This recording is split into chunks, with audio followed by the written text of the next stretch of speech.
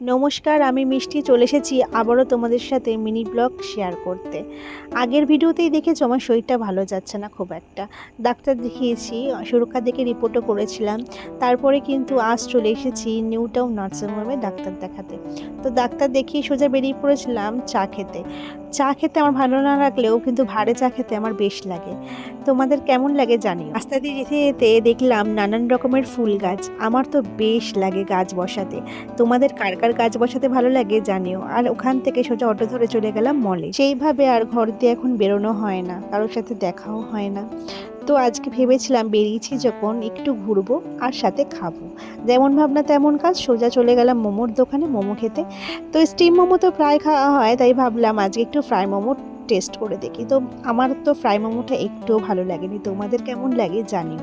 আর হ্যাঁ, আমার ভিডিও তোমাদের কেমন লাগে সেটা অবশ্যই জানিও, আর সাবস্ক্রাইব করতে কিন্তু ভুলো না।